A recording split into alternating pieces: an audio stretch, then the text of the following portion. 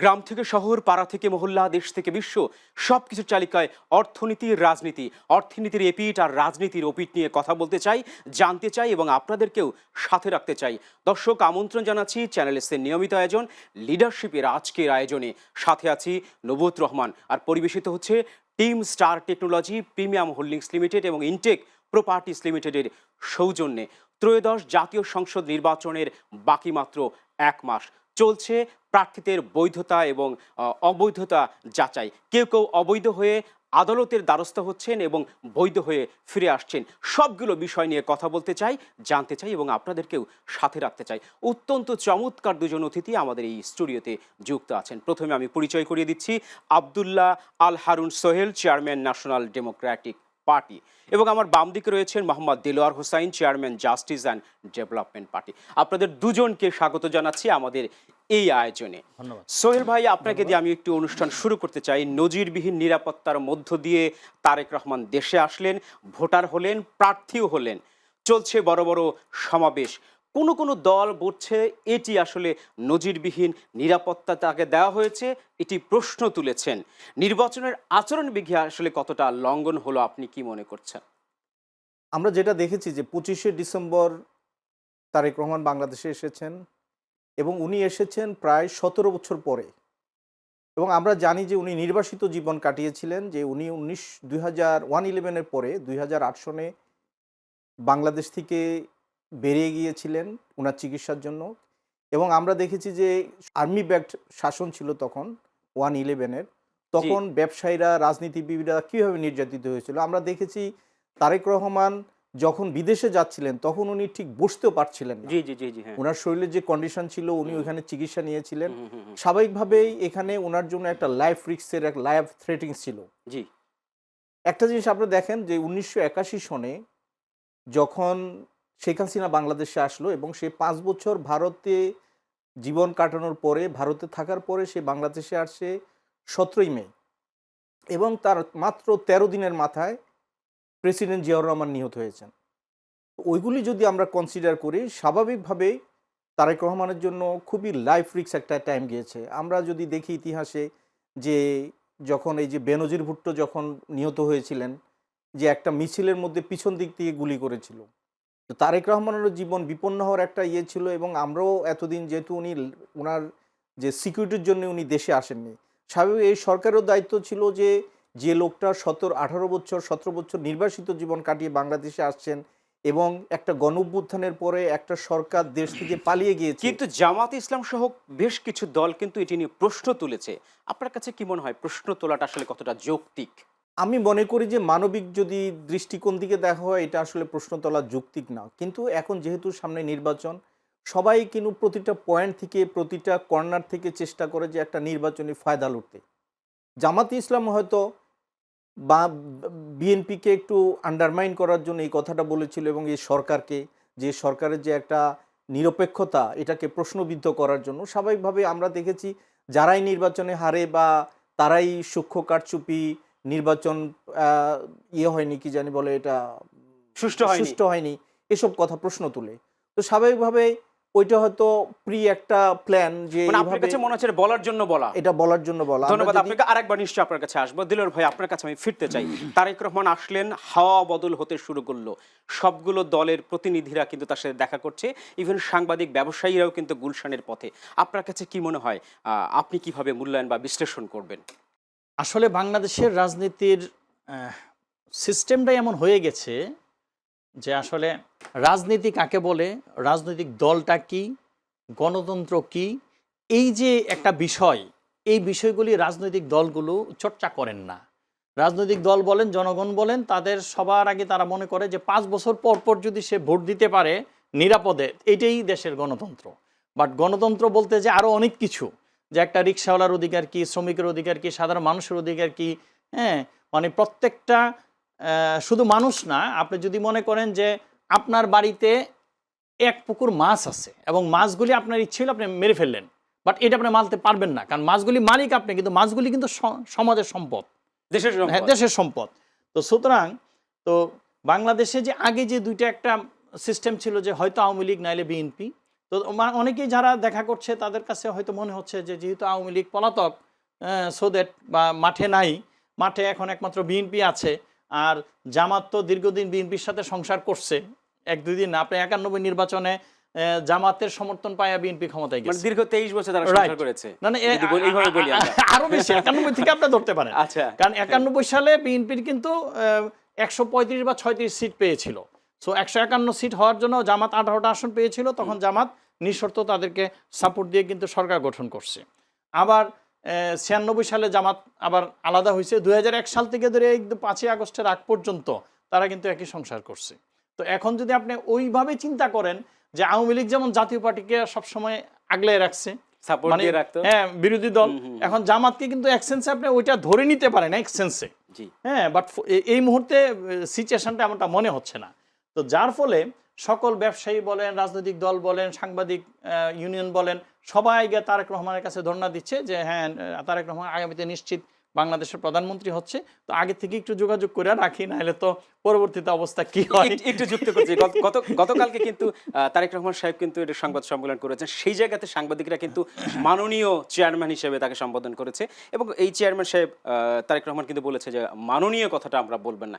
এই যে তেলবাজি কিন্তু শুরু হয়ে গেছে। রাইট, এবং এই তেলবাজি দেন শেখ হাসিনাকে পতনের মূল পার্ট কিন্তু আসলে তেলবাজি। আপনি 96 আওয়ামী লীগ এবং 2008-এর পরে আওয়ামী লীগ আপনি দেখেন অনেক ডিফারেন্স আছে। এই যে একটা পরিবর্তন, পট পরিবর্তন, এবং এই পরিবর্তনজনিত কারণেই কিন্তু এখন তারেক রহমানের কাছে সবাই দিচ্ছে। হ্যাঁ, এখন একটা বিষয় হচ্ছে তারেক রহমান এই মুহূর্তে একজন জাতীয় নেতা হওয়ার মতো তার যতটুকু যোগ্যতা থাকা দরকার, সে কিন্তু সকল যোগ্যতা মানে পরিস্থিতির সাপেক্ষে সে অর্জন করে আসছে, এতে কোনো সন্দেহ নেই। কারণ 17 বছর নির্বাসন, এই যে আমার ভাই বললেন যে সে যখন গেছে, এটা কিন্তু আমরাও দেখছি যে তারেক রহমান বা কুকুর রহমানের উপর কি নির্যাতন করা হয়েছে 111 গভর্নমেন্ট। তো এই নির্যাতনের পরে সে আসছে, আসার পরে আবার এই দেশে আসার পরে এই যে নিরাপত্তা নিয়ে অনেক প্রশ্ন, আপনি যদি ওই নিরাপত্তার বিষয়টা একটু চিন্তা করেন, আপনি দেখেন এনসিবি যখন ইশতেহার, শহীদ মিনার যে ইশতেহার পাঠ করলো নাই, হ্যাঁ, ওই সময় ডগ স্কোয়াড দিয়ে তাদের নিরাপত্তা করছে, যেটা সাধারণত রাষ্ট্রপতি বা প্রধানমন্ত্রী গেলে এটা করে।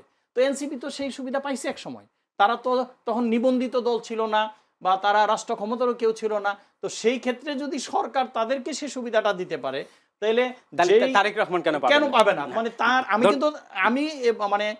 আমি বিএনপি পন্থীও না, বা বিএনপির পক্ষে তেল মারার ব্যক্তি না, বা আমি এটা পছন্দ করি না, কিন্তু ওইভাবে যদি চিন্তা করেন, হ্যাঁ, আবার অপরজিটে যদি চিন্তা করেন যে তফসিল ঘোষণা হয়ে গেছে, এই মুহূর্তে এই জনসভা করা বা তার সংবর্ধনা করা সবকিছুই কিন্তু আচরণবিধি লঙ্ঘন। আমরা এই বিষয় নিয়ে আরো কথা বলবো।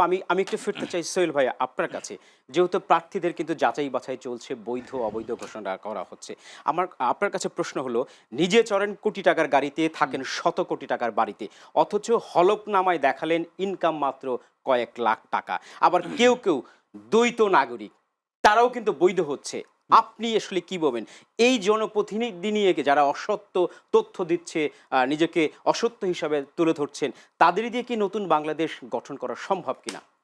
যদি কেউ ধরেন এখন 20 লাখ টাকা, 50 লাখ টাকা বা 1 কোটি টাকার গাড়িতে চললো, কিন্তু সে এখন দেখাচ্ছে যে তার ইনকাম বছর হয়তো 5 লাখ টাকা, এবং এটা যদি ফেক হয়, অবশ্যই এদেরকে আমরা অ্যাভয়েড করতে হবে, এবং এটা জনসম্মুখে প্রচারও করতে হবে। কারণ এরা সমাজকে আগায় নিতে পারবে না, পিছনে নিয়ে যাবে। তো ওই জন্য এটার ব্যাপারে যে যদি এখানে তো আপনার এই যে আছে, এফিডেভিট করা আছে, যেটা হলো হলফনামা। হলফনামাতে যদি উনি মিথ্যা তথ্য দেয়, এই জন্য তো উনার নমিনেশন বাতিল হওয়ারই কথা। ওই জন্য সরকারকে এবং দুর্নীতি দমন কমিশনকে এই ব্যাপারে অ্যালার্ট হইতে হবে। প্রত্যেকটা হলফনামা তাদেরকে যাচাই বাছাই করা উচিত, এবং ফিজিক্যালি তাদের অবস্থা দেখা উচিত।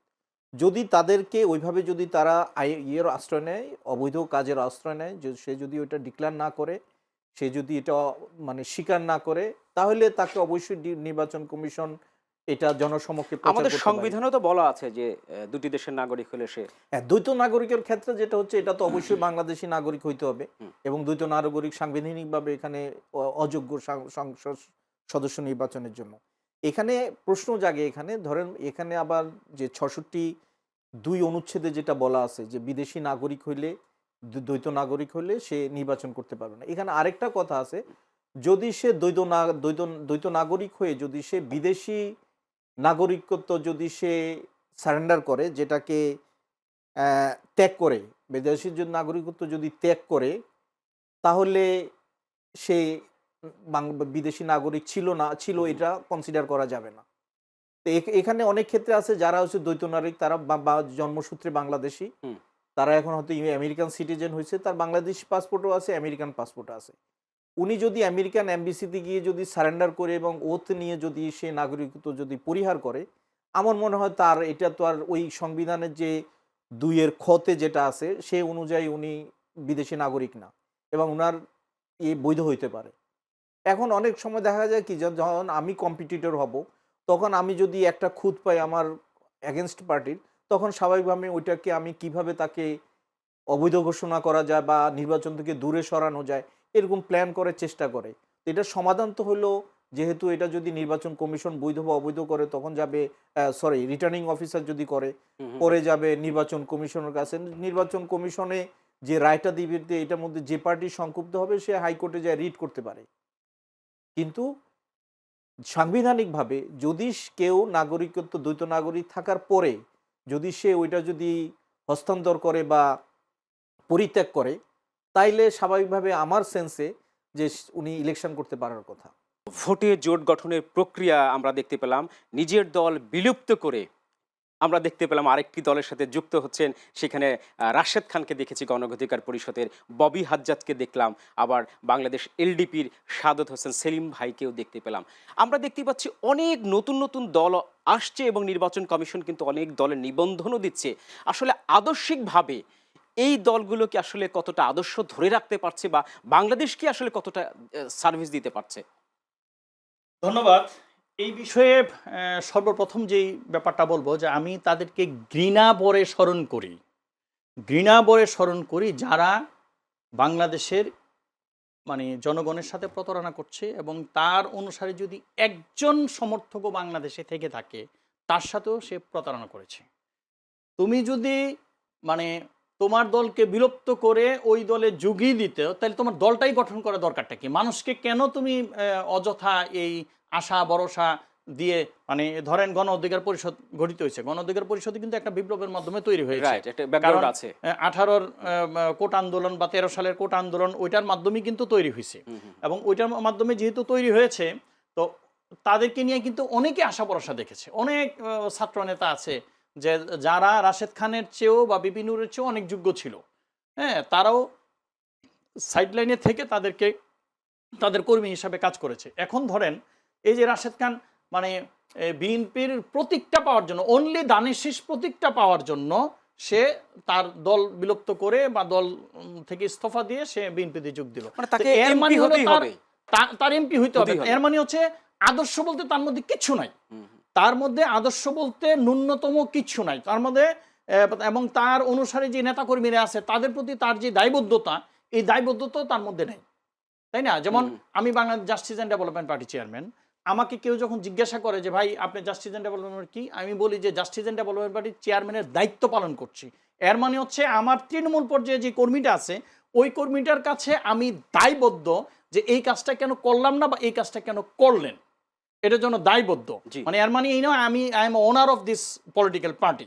তো এখন প্রশ্ন হচ্ছে, তারা তো তরুণ সমাজের একটা আইকন এতদিন দেখাইছিল, তো তাদের আইকনের সিস্টেমটা যদি এই হয় যে তারা তো এখানে আসলে আদর্শ বলতে কিছু নাই, আদর্শ একটাই যে তাদের স্বার্থ। আরেকটু যুক্ত করতে চাই, এই যে দল নিবন্ধনের ক্ষেত্রে মানে যাচাই বাছাই প্রক্রিয়া আসলে কতটা স্বচ্ছতা ভূমিকা পালন করছে নির্বাচন কমিশন? প্রথম বিষয় হচ্ছে ইলেকশন কমিশন যাচাই বাছাই যে কিভাবে করে এই কিভাবেটাই জানে না। এই ইলেকশন কমিশন বলেন বা প্রিভিয়াস ইলেকশন কমিশন বলেন, আসলে আমি একটা জিনিস যেটা খেয়াল করেছি যে কমিশনার যাকেই বানানো হয় বা সচিব যিনিই থাকেন উনি আসলে এত নিম্ন পর্যায়ে দেখার মতো সুযোগ তার হাতে থাকে না, কারণ সে অনেক কিছু নিয়ে ব্যস্ত থাকে। অর্থাৎ একটা রাজনৈতিক দল নিবন্ধনের জন্য সবার আগে যেই পাঠটা হয় এটা হলো যে এই সহকারী সচিব থাকে একজন, তারপরে উপসচিব, তারপরে যুগ্ম সচিব, এই লেভেলই কমপক্ষে 10 থেকে 12 জনের সিগনেচার রে ফাইলটা পাস হয়ে যায় হচ্ছে। আবার তাদের আইন সেল থাকে, আইন সেলে 2 জন থাকে, একজন যুগ্ম সচিব একজন উপসচিব, হ্যাঁ, এইটা পাস হয়ে যায় হচ্ছে সচিবের কাছে। সচিব এটা দেখে, অর্থাৎ তারা যে ফাইনাল যে ছোট্ট নোটটা দেয় 2, 4, 5, 10 লাইনের যে নোটটা, এই নোটটার উপর বেস করে কিন্তু কমিশন তাদেরকে নিবন্ধন দেয়। আমি গত বুধবারে অলরেডি ইলেকশন কমিশনের এই যেই যারা প্রক্রিয়া, এই প্রক্রিয়াটাকে চ্যালেঞ্জ করেছি এবং এই প্রক্রিয়ার সাথে যারা দুর্নীতির সাথে জড়িত, আপনাকে একটা ছোট্ট উদাহরণ দেই। আপনারা জানেন যে রিসেন্টলি মানে অনশন করে আমজনতার দল নিবন্ধন পেয়েছে। আচ্ছা, নিবন্ধনের ক্রাইটেরিয়া তো অনশন না। নিবন্ধনের ক্রাইটেরিয়া যদি অনশন হইতো তাহলে তো এই যারা কোটিপতি লোক আছে তারা আসতো, তারা 100, 200, 500 লোকরে টাকা দিয়ে অনশনে বসাই দিত। অনশন করলে কি দলের নিবন্ধন পাওয়া যায়? না, এটা তো এই কমিশন তো এটা প্রমাণ করেছে। হ্যাঁ। এখানে একটা জিনিস দেখেন, যখন মানে আমজনতার দল নিবন্ধন পেয়েছে, এটা নিয়ে আমার কোনো ক্ষোভ নাই, দুঃখ নাই, কারণ রাজনীতি করতে একটা প্রক্রিয়া তৈরি করেছে, নিবন্ধন দরকার, সে নিবন্ধন পেয়েছে। কিন্তু আমার প্রশ্ন হচ্ছে যে আপনি তাকে নিবন্ধন দেন, আপত্তি নাই, কিন্তু যাদেরকে বঞ্চিত করেছেন তাদেরকে কেন বঞ্চিত করেছেন? এর মানে হচ্ছে যে এই যে কয়েকজন লোক, এরা যাকে মনে করবে তাকে নিবন্ধন দিবে, আর যাকে মনে করবে না তাকে নিবন্ধন দিবে না। অর্থাৎ রেজিস্ট্রেশন পাওয়ার ব্যাপারেও তাদের অনুকম্পা পেয়ে যখন নিবন্ধনটা পায়, তখন এই দলের কোনো ভ্যালিডিটি। আপনি বলতে চাচ্ছেন যে তাহলে তদবির বাণিজ্য এখানে রয়েছে 100%। আপনি ধরেন এই যে গণ অধিকার পরিষদ নিবন্ধন পেয়েছে, তারা কি কোর্টের রায় পেয়েছিল? তারা তো কোর্টের রায় পায় নাই। তারা ওই সময় বাদ দিছে, ধরলাম যে তাদেরকে মানে মিথ্যা এলিগেশন দিয়ে বা তাদেরকে অন্যায়ভাবে বাদ দেওয়া হয়েছে। তো অন্যায়ভাবে বাদ দিলে এই যে নিবন্ধন প্রক্রিয়াটা, নিবন্ধন যে কালো আইন, এই আইনটাই তো 2 নাম্বার, আইনটাই তো সঠিক। জেনারেল ভাই, আরেকবার নিশ্চয়ই আপনার কাছে আসবো। আমি সোহেল ভাই আপনার কাছে ফিরতে চাই, যেহেতু নির্বাচন কমিশনের বিষয়ে কথা উঠলো, তিনি বললেন যে এখানে তারা লবিং তদবির করছেন। আরেকটি বিষয় এখানে আনতে চাই, আর মাত্র 1 মাস বাকি নির্বাচনের। প্রধান নির্বাচন কমিশনার এম নাসিরউদ্দিন বলেছেন এবারের নির্বাচনে কারচুপির সুযোগ নেই, কারচুপি। তিনি কি উদ্দেশ্যে কথাটি আনলেন? কারচুপির কথাই বা কেন আসলো? কি বলবেন আপনি? অ্যাকচুয়ালি কারচুপির কথাটা এখন আসছে, যেহেতু আমরা দেখেছি যে 2008টাও একটু প্রশ্নবোধক, এই জন্য যে তখন যে নির্বাচনটা হয়েছিল অনেকে এটার উপর বিশ্বাসযোগ্যতা রাখে না। আর 2014, 2018 এবং 2024-এর নির্বাচন তো আমরা দেখেছি। জি, কোনটা রাতে হয়েছিল, কোনটাতে বিনা প্রতিদ্বন্দ্বিতা হয়েছে, আর কোনোটাতে ভোটার ছিল না। কোনোটাতে আমির নির্বাচন, আমিরামি নির্বাচন যেটা 2024, সবগুলো মিলে মানুষের যে একটা নির্বাচন প্রতি ধারণা এবং মানুষ যে নির্বাচন প্রতি ইন্টারেস্টেড ছিল না। কারণ আপনার 2024-এ বিরোধী দলরা বলছে যে নির্বাচনে না যাইতে, পার্টিসিপেট না করতে, পাবলিক পার্টিসিপেট করে নাই। এটা হলো একটা ট্রেন্ড যে ওরা দেখেছে 2014 এবং 2018টা নির্বাচন পরে তারা ইন্টারেস্টটা হারাই ফেলছে। এখন উনি যেটা বলতেছে সেটা হচ্ছে যে মানুষকে নির্বাচনমুখী করার জন্য যে এই নির্বাচনটা ওনারা কনফিডেন্ট, বা এখন যে আয়োজন আছে, এখন একটা অন্তর্বর্তীকালীন সরকার আছে এবং আওয়ামী লীগ ছাড়া সবাই পার্টিসিপেট করতেছে, এই জন্য হয়তো ওনাদের একটা ধারণাতে এখন মানুষকে আমরা যদি আশা আকাঙ্ক্ষা দেখাই তাহলে মানুষ হয়তো নির্বাচনমুখী হবে। এটা ভালো দিক, এটাকে আমি খারাপ দিক বলবো না। এখন প্রশ্ন হচ্ছে যে নির্বাচন সুষ্ঠু করার জন্য কি কি ওনারা ইনিশিয়েটিভ নিচ্ছে, তাদের কতটা সক্ষমতা রয়েছে? হ্যাঁ, সক্ষমতা আছে, প্লাস হচ্ছে যদি যারা স্টেক হোল্ডার আছে তাদেরকে তো এর মধ্যে ইনক্লুড করতে হবে। তা আমরা এখনো কিন্তু আসলে মানে চোখে দেখতেছি না, মানে এখনো ভিজিবল হচ্ছে না যে ওনারা কি কি ইনিশিয়েটিভ নিয়েছে যেটার জন্য 18-র মতো বা 14-র মতো বা 2024-এর মতো নির্বাচন হবে না। তো এখন যেহেতু আমাদের এখনো 1 মাস সময় আছে, মেবি 20 তারিখ বা 21 তারিখে মনে হয় মার্কা দিবে, তারপরে আমরা বুঝতে পারবো যে আসলে ফিল্ডের কি অবস্থা। তবে এটা আমরা বিশ্বাস করি, যেহেতু এখন বিএনপি পার্টিসিপেট করতেছে, জামাত পার্টিসিপেট করতেছে এবং অন্যান্য কিছু দলও পার্টিসিপেট করতেছে, তাতে আমরা বিশ্বাস করি যে মানুষের পার্টিসিপেশন বাড়বে। এবং যেহেতু অন্তর্বর্তীকালীন সরকার আছে এবং আমাদের যে প্রধান উপদেষ্টা উনিও বারবার বলতেছেন যে একটা গ্রহণযোগ্য এবং একটা ঐতিহাসিক একটা নির্বাচন হবে, যেটা কখনো আর হয় নাই, মানুষের আশ্বস্ত করতেছেন। এবং আমরা দেখছি যে বিভিন্ন উপদেষ্টারও বিভিন্ন জায়গায় গিয়ে এসব কথা বলতেছেন। আমরা আশ্বস্ত হচ্ছি, আমরা আশ্বস্ত হতে চাই। আপনার কাছে একটু আসতে চাই, যেহেতু মানে ভরসা রাখতে চান নির্বাচন কমিশনের উপর একটা ভালো ভোট হোক, কিন্তু আসলে তারা কতটা প্রস্তুত এবং আইন শৃঙ্খলা বাহিনী কতটা আসলে প্রস্তুতি নিচ্ছে? প্রথম বিষয় হলো তাদের উপর আমার কোনো আস্থা নাই। জি, একবারই আস্থা নাই, একবারই ভরসা নাই। কেন ভরসা নাই?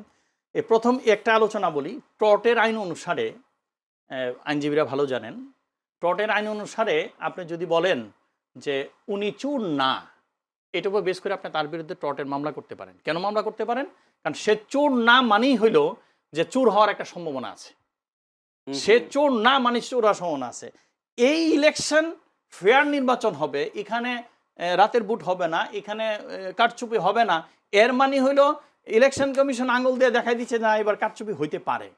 ব্যাপারটা বুঝছেন, এটা হলো একটা বিষয়। দ্বিতীয় নম্বর হচ্ছে আপনি দেখেন রাজনৈতিক দল নিবন্ধন নিয়েই তারা কত হজবরল অবস্থা, যেই সেপ্টেম্বরে শেষ করার কথা এটা কিছু কিছু দল কিন্তু এখন পর্যন্ত ঝুলন্ত অবস্থায়। আমাদের জাস্টিস এন্ড ডেভেলপমেন্ট পার্টি ঝুলন্ত অবস্থায় আছে।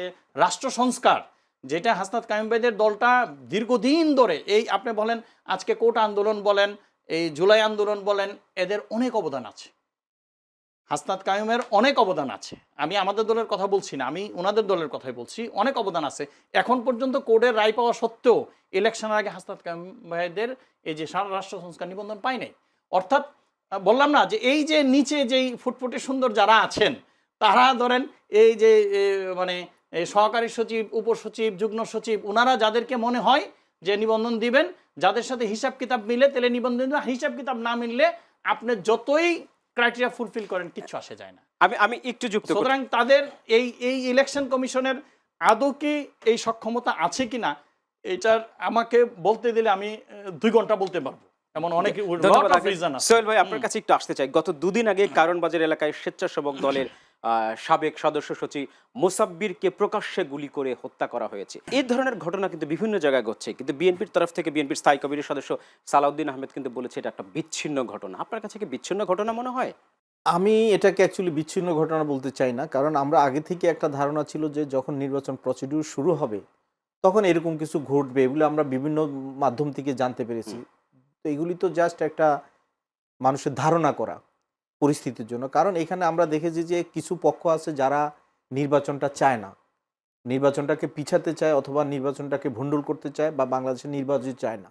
কারণ এখন যে সরকার আছে এটা হলো খুবই দুর্বল সরকার।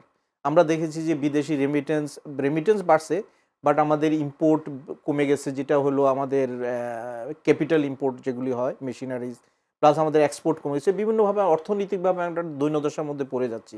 আমরা দেখতেছি জিনিসপত্রের দাম বেড়ে যাচ্ছে এবং সবগুলি বলা যায় আউট অফ অর্ডার হয়ে যাচ্ছে। তো এইসব কিছু নিয়ে নির্বাচনটা খুবই দরকার, এবং এই নির্বাচন যারা ভণ্ডুল করতে চায়, আমরা এখন তো অনেকে ধরেন ভারতকে এর জন্য দায়ী করে, আওয়ামী লীগকে দায়ী করে, কিন্তু একটা মানে ইয়ে আছে যেটা হলো ইন্টারেস্ট পার্টি আছে, যারা একটা পক্ষ অন্তপক্ষে আছে যারা নির্বাচনটা চায় না, এবং যে জন্য এই আপনার যে মারা গেল ওসমান হাদি মারা গেল, এটাই কিন্তু প্রথম পরিকল্পনা এই নির্বাচনটা ভণ্ডুল করার জন্য।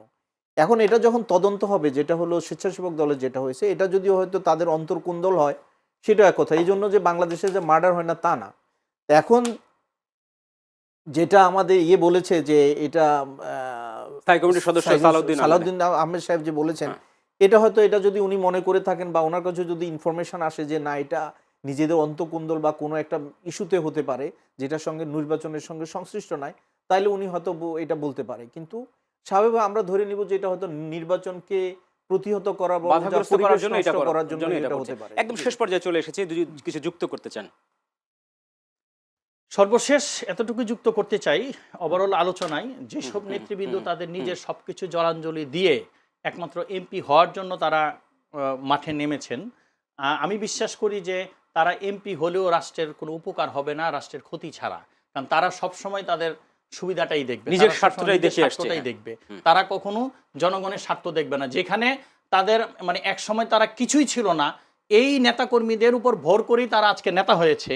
তো ওই নেতাকর্মীদেরকে তারা ডিলেট করে দিয়ে নিজের স্বার্থের জন্য তারা চলে গেছে। আজকে যদি ওইভাবে তাদের দলটা গঠিত না হয়তো বিএনপি তাদেরকে নমিনেশন দিত না, কারণ তার চেয়ে অনেক অনেক যোগ্য ব্যক্তি বিএনপিতে আছে। একটু যুক্ত করতে চাই যে দলের নেতা কিন্তু পার হয়ে আরেক জায়গায় গিয়ে আশ্রয় হয়েছে, কিন্তু যে বছরের পর বছর যে নেতা কর্মীগুলো তার পেছে ছিল তারা কিন্তু নদীর এপারে তাকে রেখে গিয়েছে। এই যে অবস্থা, একটা দলের নেতার তো আদর্শ এরকম হতে পারে না। হ্যাঁ, এবং মানে এই ধরনের মেন্টালিটি নেতাদের পিছনে কোনো কর্মী থাকা উচিত না, তাদের রাজনীতি থেকে তাদেরকে বয়কট করা উচিত। পাশাপাশি ইলেকশন কমিশন সম্পর্কে আমি এই নির্বাচনে আমি যেটা বলতে চাচ্ছি যে তাদের সক্ষমতা আমার কাছে ভালো মনে হয় নাই। কারণ সিইসি উনি মিডিয়াতে যা বলেন প্র্যাকটিক্যাল ফিল্ডে তা আমরা খুঁজে পাই নাই। উনি আমরা যখন নিবন্ধনে আবেদন করেছি উনি মিডিয়াতে বলছেন যে আমার দরজা সবার জন্য খোলা, কিন্তু আমরা দেখেছি শুধু এনসিবি ছাড়া কারো কেউ দরজাই খোলায় না। তাদের দরজা খোলা না। ধন্যবাদ আপনাকে। আব্দুল্লাহ আল হারুন সোহেল এবং দিলওয়ার হোসেন, আপনাদের দুজনকে অসংখ্য ধন্যবাদ জানাচ্ছি এই আয়োজনে আসবার জন্য।